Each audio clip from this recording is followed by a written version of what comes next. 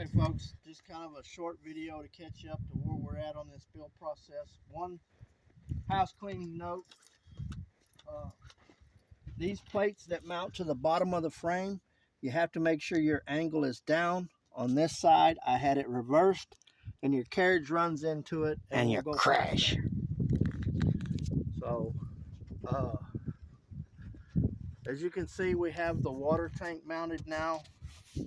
This is a cheap hose, and I just kind of ran it through this hole, but it goes down through here, and then that piece of brass, copper tubing, goes through there and comes out the front. And that's on the operator's side.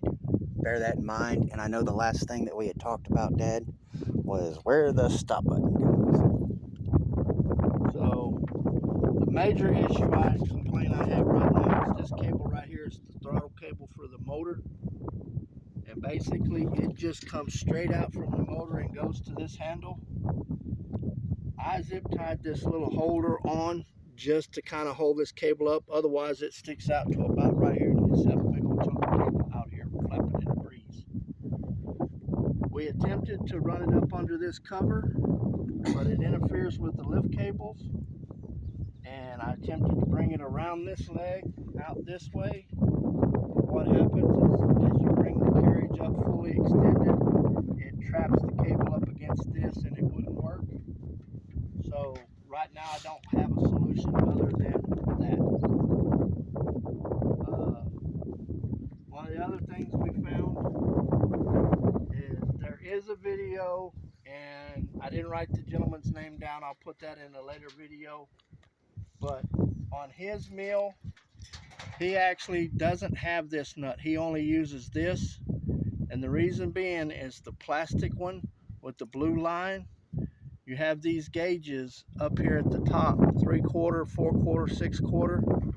And what you do is you bring your carriage all the way down and you set, like this one is set for 3/4. But if you bring it all the way down and you put your blue line on your 3/4, as you crank it up, you just put the blue line on the 3s. And that is supposed to give you a 3/4 inch board compensated for the kerf of the blade, so you get an actual 3/4 inch board. Haven't cut anything yet, but that's in that video. And like I said, I will look that up and give you the man's name so you can watch his video, because he goes into how to level the blade and everything. We just haven't got to that point. I think that's everything. Appreciate everybody watching, and as always, if you have comments, tell them about the jinky installation of the stop button.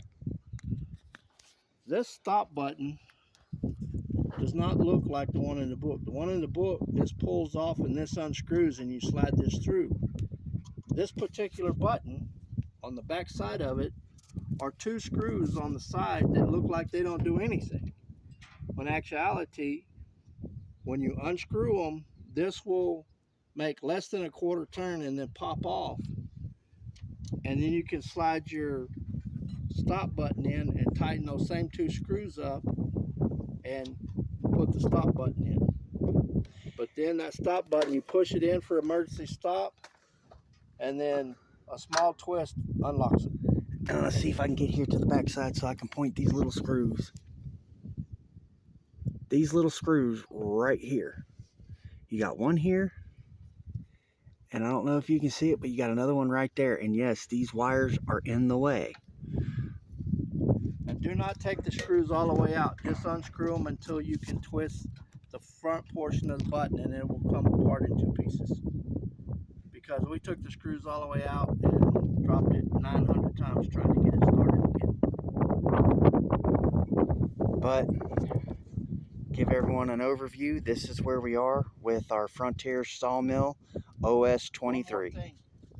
Oh, Dad's got another point. When you put the blade in, which we actually got installed today, the blade is in.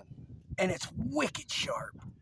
The book tells you to adjust a screw for the tracking of the blade.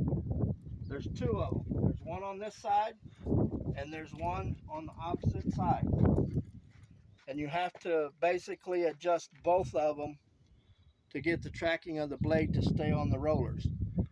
What we've had happen today is when we originally started, the blade come off and wedged behind the wheels, and it's not fun to get it out because it's extremely sharp, and basically the blade torques and sticks to the top of your guard. And can possibly bend your teeth, and then you have a $100 blade that's no bueno per caca. So the only other thing that I forgot to mention is these two little, the book tells you to soak these in kerosene for 24 hours, and basically all they're supposed to do is sweep the sawdust off. I don't get the purpose of soaking them in kerosene. To take the magnetism out of the... No, to gum them up with sawdust so that you had to throw them away and go buy more, I guess. Well, I mean... Or maybe it lubricates the track and make it roll easy. Yeah, okay. Sure, we're not going with that plan. You want to give the people a crack at how it rolls? Well, we got the guard in the way, it won't roll. I'll grab the guard.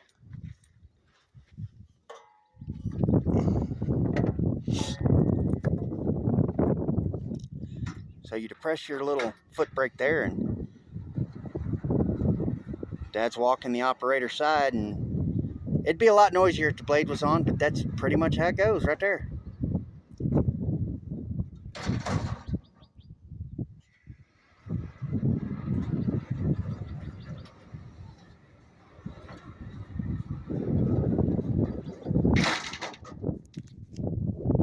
Is that all you got for today, Dad? That's it. All right.